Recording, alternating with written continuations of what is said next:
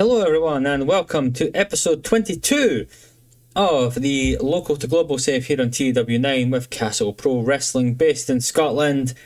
We're getting right into some live in Edinburghs today. We're going to do 2 batches, probably maybe 3 batches of TV. We'll see how long this takes. But we're on to our new weekly episodes as well, so if I don't know what the feedback was after that announcement, but thank you, maybe. Anyway, we're going to just get right into the nitty gritty of the show here, and we're kicking off with some big stuff. The Dominator comes to the ring to open the show to a huge ovation from the crowd as he says it's good to be back here, and you know what? He's happy that the Gravedigger won the big one. He really is. He's happy because now when the Dominator kicks his ass at Lunatic Fringe, he's going to take the national title as well. But before he can go too far, he's interrupted by a pissed off Doug Williams. And Doug says, hold on, he can have his match with the Gravedigger all he wants at Lunatic Fringe, but it won't be for the national title. Doug has a rematch clause, and in 3 weeks' time, he's cashing in and taking his title back. Good start to the show. It gets a 50 overall. The Dominator's back on our TVs, and life has never been better. We then move on to a throwaway match because I only booked 2 matches for the show. So there you go. Phil Powers defeats Paul Travel in 8 minutes with the Northern Light Suplex. Phil Powers, by the way, dropped a 39 performance. So I say every time we see Phil Powers, I should use him more. I really should. We then have a promo with the dojo. The dojo are backstage and Steve Blackman says how proud he is of all of his students. It was a fair, honest match at Graps on the Grass Market and he's thrilled. He then turns his attention and says that while the dojo aren't all about winning titles here, they are about restoring balances. So he tells Chris Diamond to watch his back because Steve Blackman is waiting. Yes folks, Steve Blackman is challenging Chris Diamond for the STV title. More on that soon. We then have a match as Claudio Castagnoli, who's still based over in the north of England, so we can use him for the set of tapings, defeats Chris Charisma in 11.5 minutes with the neutralizer. Decent enough, 36 overall. Then get a good promo from Nigel. Nigel is very good at promos. He does need to still continue to improve in ring, but he's caught up with the cameras backstage after his crushing defeat to Rampage at Graps on the Grass Market. And he says, it looks like the firm have landed the first strike, but Nigel will be there to deal the fatal blow. Straight to the point, Nigel just letting the people know that it's not finished, the business between these people. We then have our main event match, which isn't the best. It gets a 45, but we are basically in the process of rebuilding the Dominator back to a top level guy. He defeats Kelt Kennedy, it's decent enough, and then after the match, the lights dim and rigor mortis and the new Scottish national champion, the Gravedigger, are at the top of the ramp.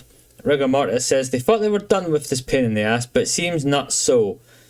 It seems not so. The Gravedigger accepts the challenge, but they also reluctantly accept Doug's proposal and say that result will be the same because there is nobody who can stop the Gravedigger here in Castle Pro. It gets a very good 57. And the show gets a 47, which is fine. It's fine. We'll take a 47. As long as we see this little green that increased our popularity, no, I don't really care, to be completely honest with you. Time to go book episode number 32 in just a second. And episode 32 kicks off with everybody's favourite band, the Smashing Diamonds. Chris Diamond is with Justin Starr and they revel in their victory over Roughneck at Graps on the Grass Market. But Justin asks if he's going to accept Steve Blackman's challenge. Diamond says, of course he won't. Come on. What has that Mr. Miyagi guy ever done around here? You know, come on, he's not going to accept the challenge. That'd be stupid. It gets a 40 overall. We then roll into Steve Blackman defeating Eric Canyon, one of our new roster members. He gets an awful gimmick rating and it wasn't a very good match. But Steve Blackman picks up a nice little win, 33 overall. We'll come back to that story probably next taping, or next episode. Doug and Rampage are backstage and discuss strategy for the next few weeks. Now, Doug says they know Nigel is going to come back eventually, and Doug just wants to prepare for winning his title back. Rampage tells him not to worry, and in fact, Doug can sit back tonight and watch Rampage hand out an ass-kicking. Up next, it gets a fantastic 58 rating. The match itself isn't too bad either. It gets a 45 as Rampage Brown defeats Paul Travel with the brainbuster suplex. Rampage Brown just so by far the best guy in this match. But Paul Travel is getting better at his gimmick, which is good. And then after the match, a hooded Nigel McGuinness runs through the crowd and takes out Rampage from behind and puts the boots to him. Doug Williams then comes down late because he was kept backstage, and Nigel escapes before the former champ can make it into the ring as an irate Doug Williams looks on. 56 rated segment. Doing this, I'm hoping, is going to elevate Nigel. We got him to like normal momentum. So if we can get him into the warm momentum soon, that would be fantastic news. And in our main event of the evening, it's a 48 rated match as the Dominator defeats Darren Burridge. Again, this is just get the Dominator some wins over some decent enough guys. Darren Burridge isn't going to take a huge hit by losing this match, so it's just a nice little win for the Dominator. It gets a 49 overall as the show, and hopefully by the end of these tapings the Dominator will be nice and up there popularity wise. But first, we must book episode number 33. And episode 33 begins with a huge challenge from Rigor Mortis and the Champ. And Rigor Mortis says it seems the Dominator, and indeed Doug even, aren't quite getting the messages here. So the Gravedigger has proposed a challenge for tonight. Put your differences aside, team up and take us on in tonight's main event and prove you have what it actually takes to be at this level with the Gravedigger and Rigor Mortis.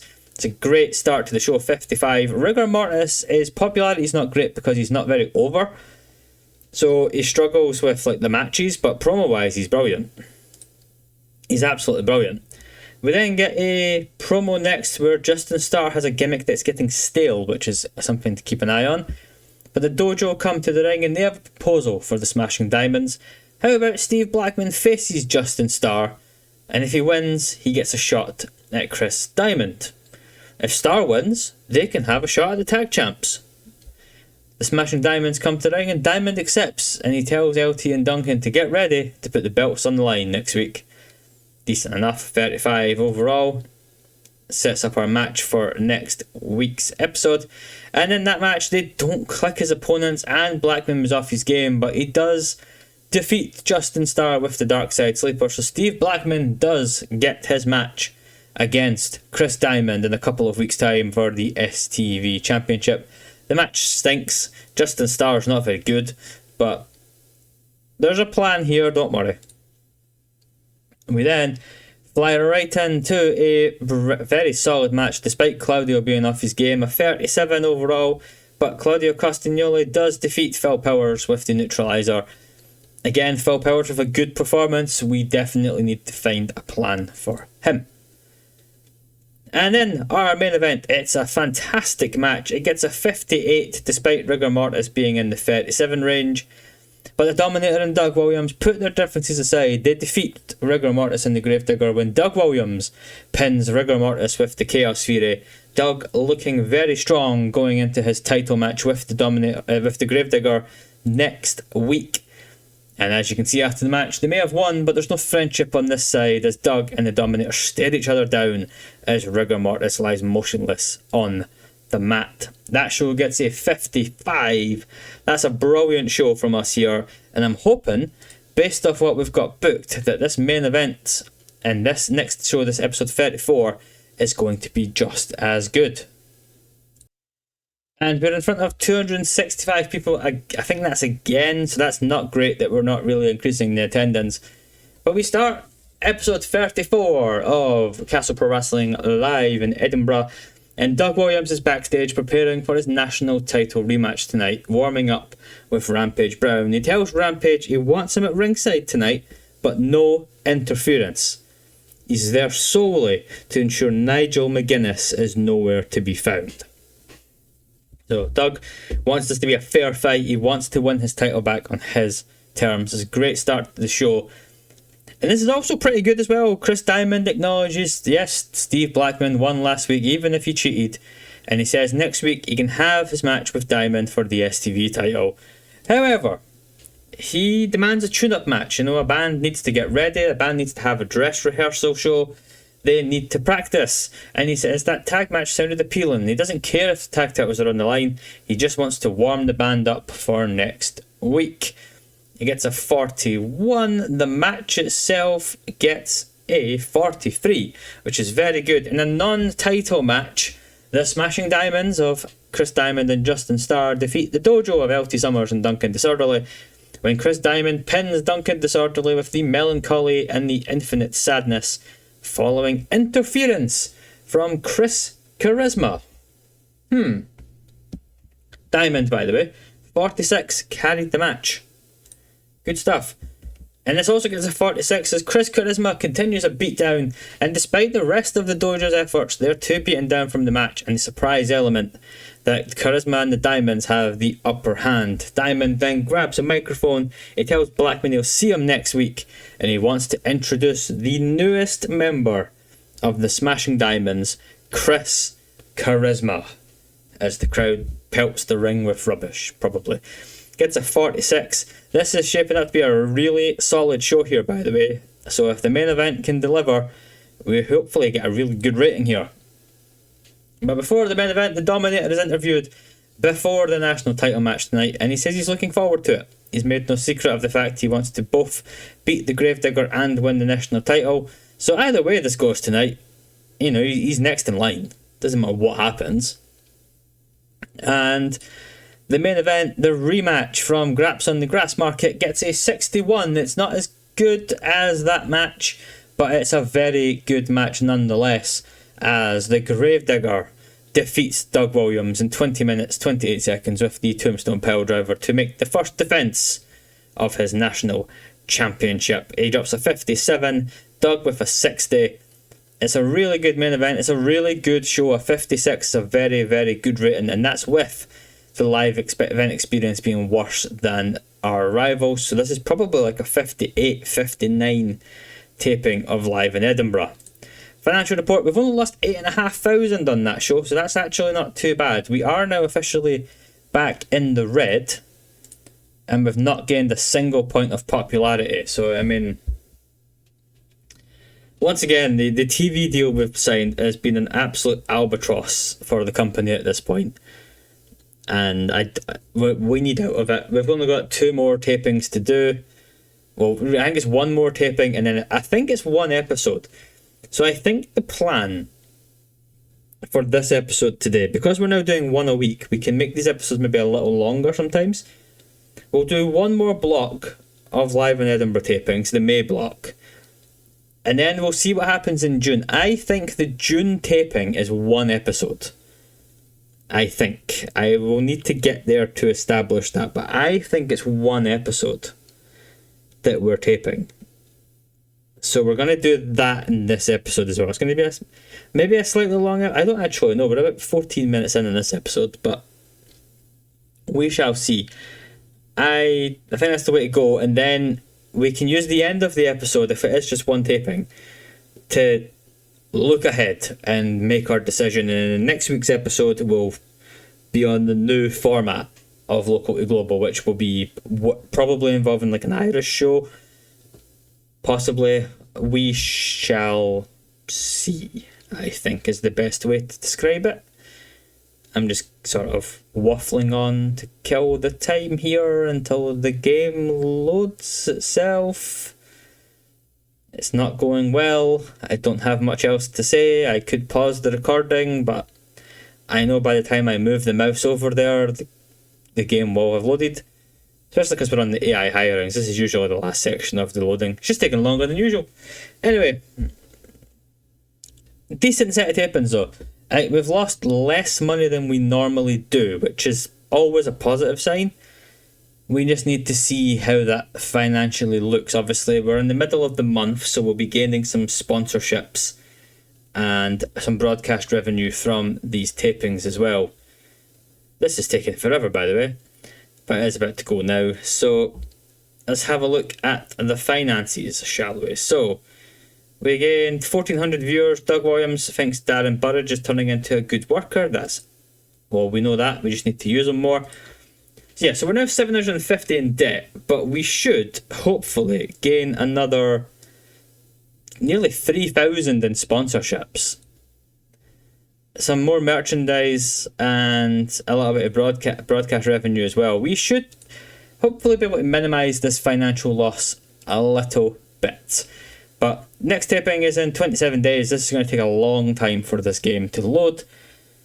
So I'm going to stop the recording here, and I'll see you guys in a second, and we'll be back for the next edition of Live in Edinburgh. We've got a TV title match to look forward to, and we've got the continued build to Lunatic Fringe, which is a while away, I admit, but we can drag it out, don't worry. Well, it's a little while later, and so here's a problem, okay? As you can see, we've got a ding here on this angle, and we're going to get this ding on every single segment for the entire 4 tapings. So I gave Conscience the night off, who sucks anyway, but I give him the night off because Keith's here. Keith's always here. Keith Myatt, my road agent, is injured. Tell me why he can't do road agent duties. He's not signed to be a wrestler for us. He's signed to be a road agent. He's never been a wrestler for Castle Pro, other than like at the very start. He's always done. He's literally contracted solely to be a road agent. Why does it matter that he's injured? It's so stupid. So we've got no road agent, and there's nobody in the local workers who can do it. So Hoovy's doing it because Hoovy's not got a match this month. So Hoovy's doing all of the road agenting. So yeah, it's not going to be great. It's going to ding us in the ratings on every single segment. So that's great. Anyway, unliked or not, the show's began. So we haven't seen John Ryan for a month. He makes an appearance to discuss why he attacked Hoovy, and he says it's very simple. Hoovy has always been the golden child here in Castle Pro. The fan favourite, the former champion, the top guy, and John Ryan has just always hated him. Hoovy shows up with a mic and says, look, while he might not be cleared to compete just yet, at Lunatic Fringe, if you want me so bad, you've got me. It gets a 55 solely, I think, because of the strength of Hoovy the performer, and also of John Ryan the performer. Apologies, I'm just trying to shut a window here while recording. It's not my wisest idea. But a good segment overall, 55. And we set up the debut of Rockstar Spud, who's here, because he is on tour with All Star, so he's local. He debuts in Castle Pro and says the Smashing Diamonds aren't the only rock stars here tonight in Edinburgh, and in fact he's keeping a close eye on that title match tonight because he wants next. Simple as that. He's got good promo skills. It gets a 46, and he does have a pretty average debut. He defeats Eric Canyon with 27. If I'd known we didn't have a road agent, I probably wouldn't have booked this match, but whatever. Rockstar Spud gets the win with the Tilt World DDT, drops a 32, which is fine. He's only here for this taping, really, so. We then move on to some other stuff, which is, here we go, a tag title match, because why not? It's the dojo of LT Summers and Duncan Disorderly. They defeat Phil Powers and Jorge Castano when Duncan Disorderly pins Phil Powers. I should have made that Jorge Castano with what I've booked the rest of this month. It's all gone wrong. It's all gone wrong, folks. Defense number 3 of the tag titles. It's an average match.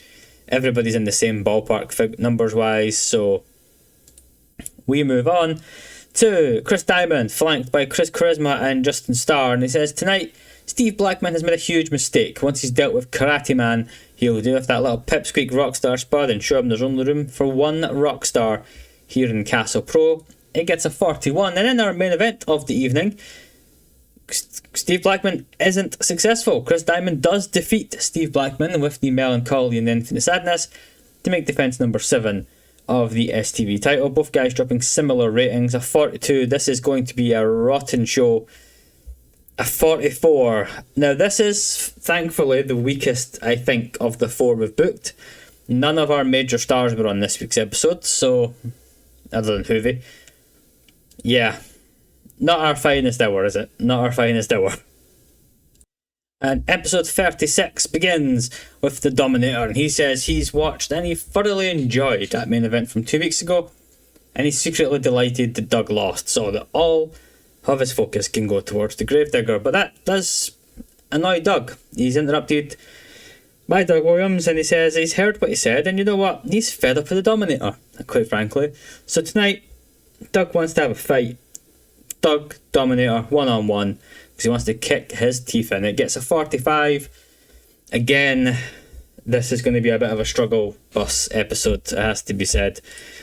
But hopefully the overall performances can bring us in. We have Phil Powers then defeating Low-Key with the Northern Light Suplex. Low-Key is also on tour with All Star Wrestling, so he's back again. Hello, Low-Key, you baldy. You know, a battle of the baldies here. Phil Powers does defeat Low-Key to get a big win, and then he actually speaks because apparently he can do that. And he picks up a big win against Low-Key, and he says that he's setting his sights on the STV title as well. He calls out Rockstar Spud and says next week, how about they meet up one-on-one and the winner takes on Diamond. 30 overall, not good. We move on to a match that would have been better, I think, if we had a road agent. Darren Burridge beats Kelp Kennedy with submission. This is my Remembering Darren Burridge Exists match of the show.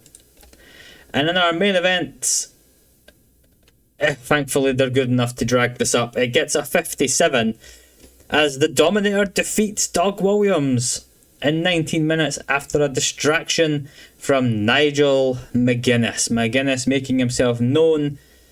He distracts Doug. Dominator takes advantage, gets the big win. A 57 overall. The show gets a 51. That's much better. We're really going to need our stars to put on big performances for this taping to be a success. We really are going to need that. But up next is episode 37 of Live in Edinburgh. And episode 37 continues the horrible luck that we are currently having in this set of tapings, as Rockstar Spud and Phil Powers, it says a double count out. Once again, I picked an outside interference finish. I picked Chris Diamond to... I don't know what's going on. I don't know. I'm giving up. Phil Powers has sustained a bruised kidney. That ruins our plan for the next show, which fantastic. Thanks, Hoovy, I'm aware. After the interference, which definitely happened, I booked it, but the game didn't book it. The Smashing Diamonds put a 3-on-2 beatdown on Powers and Spud as Diamond tells them they both suck and they shouldn't be here. In fact, he's so confident that they suck, he'll face both of them next week as he puts a final boot to both men. I don't know if that match is happening now, quite frankly, but it gets a 38. Up next, a bit of a throwaway match again. If we had a road agent, this probably would have been a little bit better, but Roughneck and Paul Travel defeat Loki and Tex Benedict when just pretty much a throwaway. See who's impressing. Roughneck with another good performance as well there. It's a 33 overall. And then Nigel McGuinness, speaking from an unknown location, says he hopes Doug Williams has got the message recently. He wants him one-on-one at Lunatic Fringe, and if he has to go through Rampage to get it, he'll go through Rampage. Now, obviously, he lost to Rampage the last time, so hopefully, for Nigel's sake, he can get the win next time.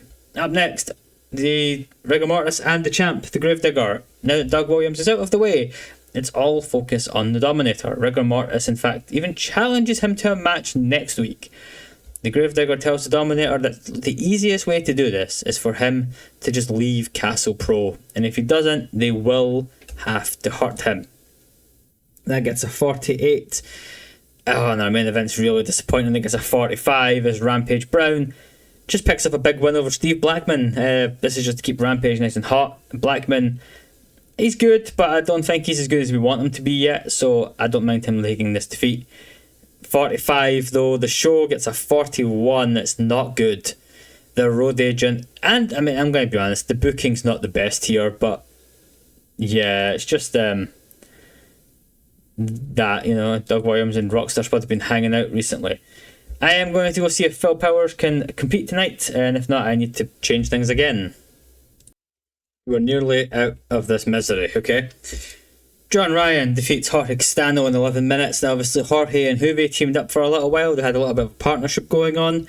And after the match, John Ryan continues to attack Jorge and repeatedly calls him Juve, even going as far as to grab a mask from a fan in the crowd to put it on his head as he keeps beating him down. Juve runs down to save his protege, I think, and he chases Ryan away. It gets a 40. It's not great, but again, we are working with a bad situation right now. The attendance is down as well, 259, because these shows suck. But I have this, so I've kept it on. It's 32, it's bad. Full Powers for the bad performance, but I had to make him limited because he's injured. But Chris Diamond defeats Phil Powers and Rockstar Spud when he pins Rockstar Spud with the Melancholy and Infinite Sadness. A real shame, because I think with a proper road agent and no injury, this match might have been pretty good. It's a real shame. Up next, 48 rating for The Firm, who are backstage absolutely pissed, and Doug calls out Nigel. He tells him next week it's Nigel versus Rampage one more time. That should say if Nigel loses, he's out of Castle Pro, as they're sick to the bath at the back of it's all gone wrong, people. It's a disaster. Right, I've forgot to write half of this as well. So, if Nigel loses, he's out of Castle Pro, as they're sick to the back of the team of him. If Nigel wins, he gets Doug at Lunatic Fringe. Is that, like, just, ugh. Let's move on. The main event's pretty good. 48. It would have been higher with a better road agent, probably, but the Dominator defeats Rigor Mortis. That's no real surprise. And a post-match segment, the Gravedigger gets in the ring and he strikes the Dominator from behind before nailing him with the Tombstone Pile Driver, before signalling he'll never beat him for the belt. It gets a 49 in the show, it gets a 43. Let's just get out of here. Powers is only out for a couple of weeks.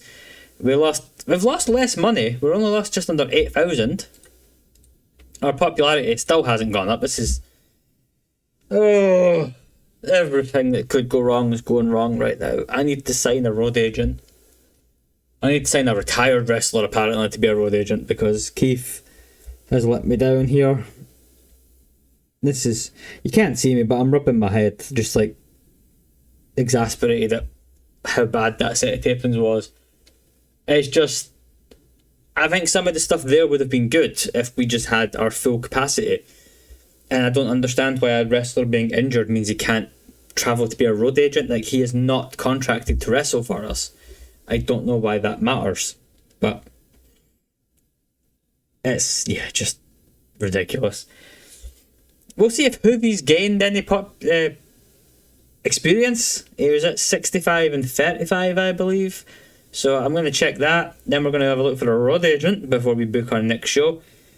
And I think, if I'm correct, we will only be booking one live in Edinburgh. So I think Nigel versus Rampage will be our swan song for the live in Edinburgh on STV era, at least anyway. I think we're better off just running the shows not televised at this point. We'll have a big talk about that at the end. Now, ignore a lot of this, I just didn't delete it. So we're now within the final 30 days of the broadcasting deal. So we're 8,000 in debt. We're obviously going to gain a few thousand in sponsors, so that's fine. Can we just get out of this? They still want 50 grand, Christ's sake. Okay, that's fine. We'll run one more taping for it. I think it's just going to be live in Edinburgh episode 39, and then I'm going to call it on the TV deal. I'll be honest, I think we need to get out of the STV contract entirely. I think we should just cancel. Or do we run... I was going to say, do we run Lunatic Fringe on TV? But I don't see the point, to be honest. Alright, before I forget, we're going to have to check two things. Right, so... Juventud Guerrera. He's still, despite all of that, he booked every single segment on the show. He's still down there. So, road agents it is. We want a road agent to hire, can work in the British Isles, and ideally is near to Scotland. Who does that give us? It gives us a few people. We want psychology of, I mean, we'll just do it this way, I suppose. Who's wanting what money? 600? We're not wanting you. 400, 500, 400, 400, 400. 180. Oh, hello. Roy Wood. This could be the man for us. I'm just doing a quick check because I've been burned on this before when having road agents. I'm just searching his name and making sure there's no news articles about him. Is he...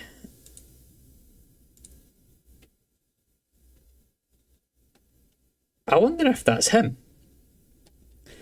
The snake bit. I wonder if that's him. Anyway, we're going to hire Roy Wood because he's good and he's cheap. So negotiate. Roy, just come in for 3 years, mate. Yeah, it's all going to be exclusively a road agent. You can have 25% of the merch. I don't care at all. Make it written. Okay, not 3 years, 2 years. Yeah, 2 years, Roy. We could have also brought in Shark Boy. But I think it's because he's on loan at the moment.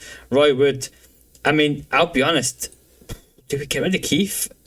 Like, Keith's on 400 a show. Keith's very good. That's part of the issue. Keith is very good.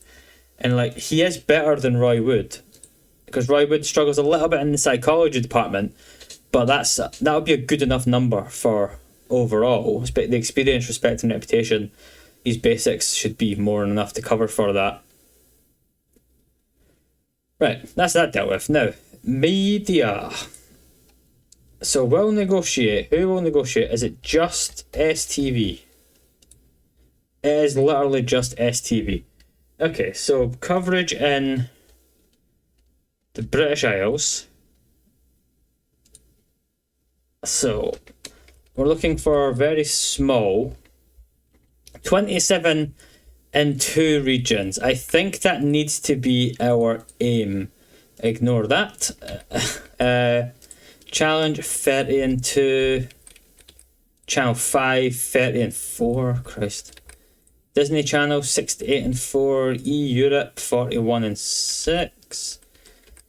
Eurosport 34 and 2, but they probably wouldn't like us. Extreme Sports Channel. Ooh.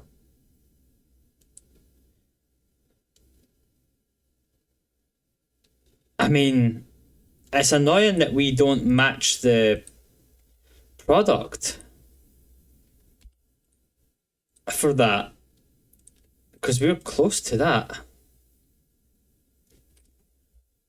We might... Is it worth changing our product? What is our product? No style.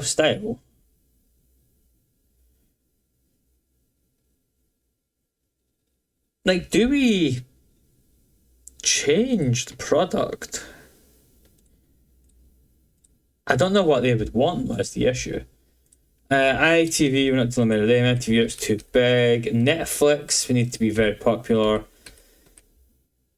S4C, 35 and 4, but it doesn't cover Scotland. Satanta, 27 and 2, but we're the wrong style again. Tiny Sky Sports 4, 32 and 4. And UTV 29 and 2. I think we try and get onto Challenge.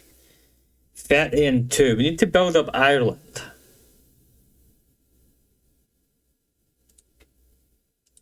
And maybe we need to look at our product in the future, but I think the focus needs to be building up Ireland. Or Northern England, but I think Ireland's the better one. It's more, I think, what we should do. Because we've not gained popularity in months on this STV deal. It's absolutely terrible. It really is terrible. Okay, I'm going to end this part of the recording here. We're going to come back on whatever day this taping is. And I think it's just one taping of Live in Edinburgh. We'll find out on that day. I'll get that one booked, and then we'll have a look at the broadcasting and what the plan going forward is.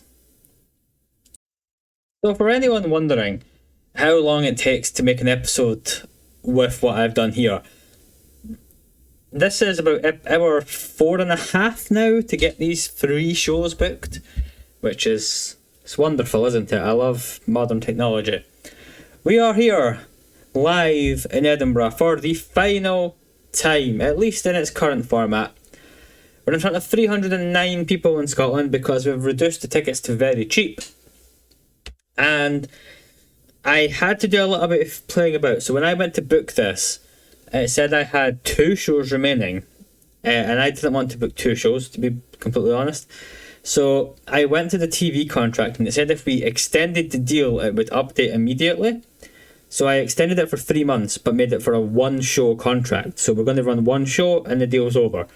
So we are officially done on STV after the show. But we open the show with Hoovie, who opens the show and announces that while this may be the last live in Edinburgh for a while, they will be back. However, he has some business to take care of, so he calls out Jorge Castano, tells John Ryan to find any partner he can and come out right now for a tag team match. It gets a 62.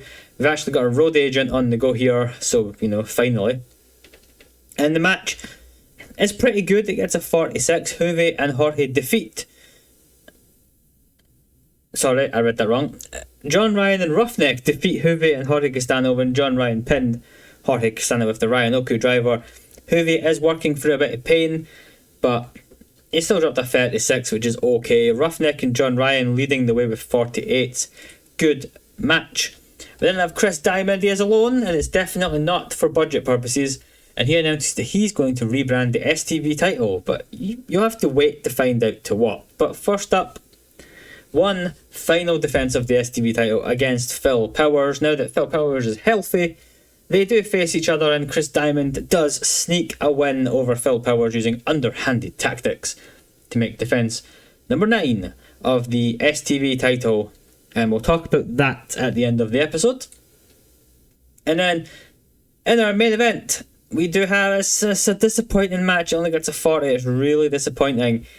But Nigel McGuinness surprises everybody by defeating Rampage Brown with a quick cradle in the main event, which means he will get a match with Doug Williams one-on-one at Lunatic Fringe. And because he's done that, Doug Williams comes down and him and Rampage kick the crap out of Nigel. But Nigel does manage to sneak away as Live in Edinburgh comes to a close.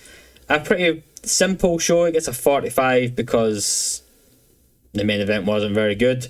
Worst match on the show, quite frankly, but it's fine. I don't really care at this point. We lost £3,000. That's fine. Apparently we just didn't.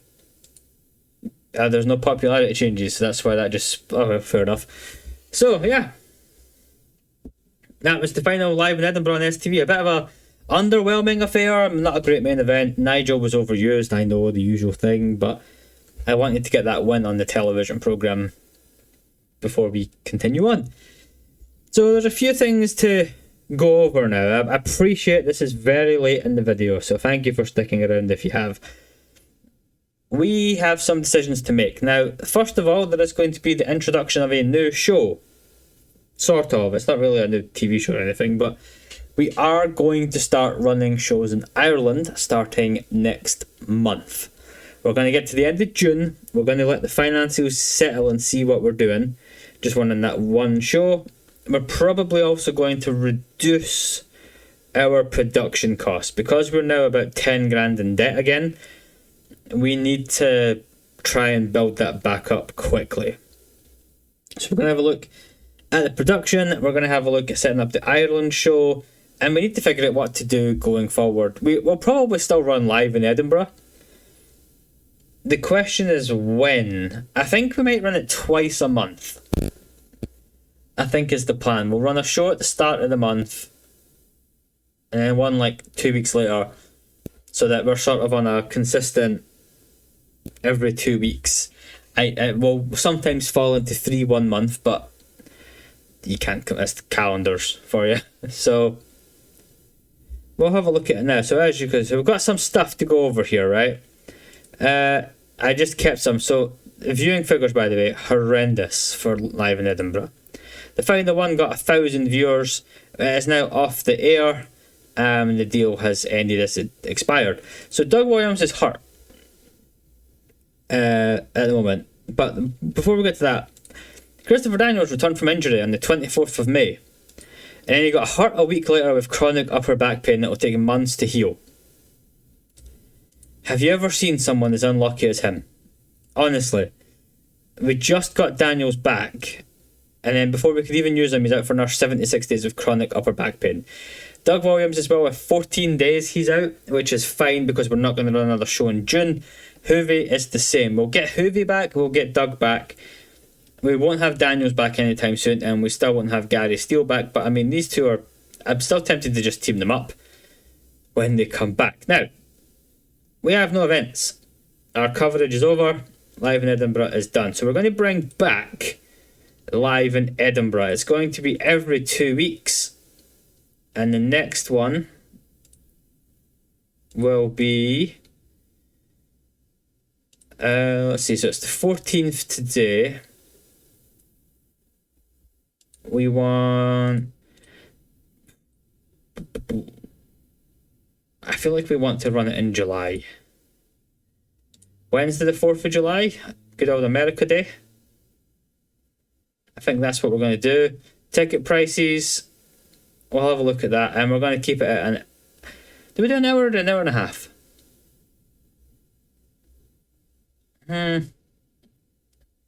We've got quite a big roster. We're doing it an hour and a half. And we'll bring it back to life as well. There we go. So, Live in Edinburgh, the show is back every 2 weeks going forward, starting in July. We're going to take a couple of weeks off and allow the roster to get back on track. We are also going to introduce our new show, our Ireland show, which will be Emerald Attack. It's a terrible name, I know, but I really wanted to use the name Emerald somewhere. So, yeah, Emerald Attack. That's just going to be 1 hour. And that's going to be set in Ireland going forward. We're not going to fix the venue.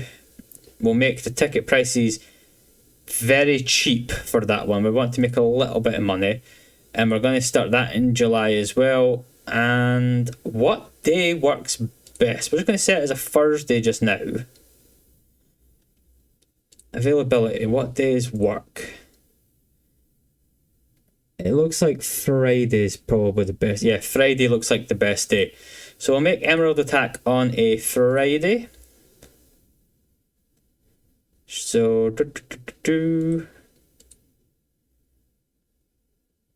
so we want it to be I don't want it to be annual, do we? Christ, where am I? Every month. And it'll be the first Friday of the month. There we go. Yeah, so Live in Edinburgh will be on that. I've picked the Thursday like a complete moron, because that's got that done. There we go. Right. 10 years later we got there. So we're going to do Live in Edinburgh on the Wednesdays, Emerald Attack on the Friday. Yeah, that's fine by me. So that's going to be an hour. I'm going to... an hour and a half for an hour. We're gonna drop it back to an hour. We'll keep it at an hour for now. So we're gonna do 3 hours of shows a month. I think that works. I think that works for now. Now, this is where we can start to save some money. I think this needs to come down. 2,500 a night. We need to pay 500, but we're going to only pay 500 a month on the show, so that's fine. This we want to downgrade as well. That'll be 750. So we're losing a bit of money downgrading, but my thinking is we're going to spend less per show. And then, yeah, that's going to be that. STV, we are going to cancel that for events for now. I don't care. We are worse than some of our rivals, but as far as I'm concerned, it's not. Like, we'll need to see what the hit to the shows is. Like, if the hit to the shows is really bad, we will have to upgrade them again. But I think downgrade them for now. We're 11,000 in debt. My thinking and hoping is that next month we make money. And then go from there. So our ticket prices... Let's have a look. Event. Normal. Do I make them cheap? So normal, we're at 40. 41 even. 16 per event. 12 per... $4 difference.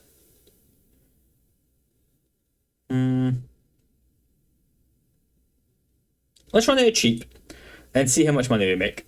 I think that's what we'll do. This is a very long episode, I think. I'm not sure. It might be the same length as the last one. I don't actually know. We're at an interesting stage of this save. In that we are in a real predicament. We've not grown at all in months. Literally months we've not grown. Ireland we have grown a little bit.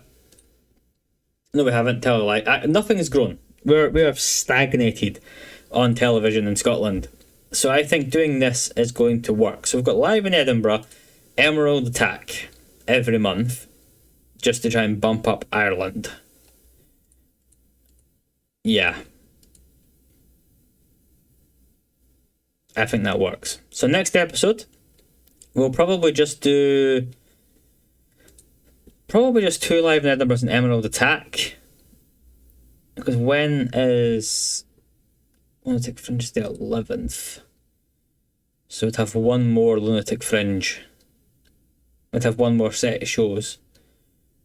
I'll see what it's looking like. That's going to do it for today's episode. It's an interesting episode. We've killed off the TV deal. We've reverted down on production. It's going to hurt us penalty-wise. We just need to see how bad those penalties could be against us, but we need to run a show before we can do that. We're going to start running in Ireland, and yeah, everybody's injured. It's all gone wrong. It's all gone wrong. Thanks so much for sticking to it at the end of this episode, though, and again, thanks for all your support, comments, likes, etc. This is going to be a weekly series from now on, just because it allows, because of how long this takes to make an episode. It's about 5 hours an episode some days.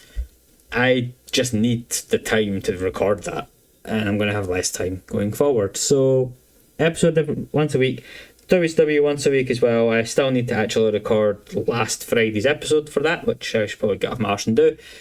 And yeah, I'll see you guys in the next one. Let me know what your thoughts are on all of these changes, and I may have recorded the next episode by then, I may not have, so I may be able to enact some of those requests. But thanks for watching, see you next time, and goodbye.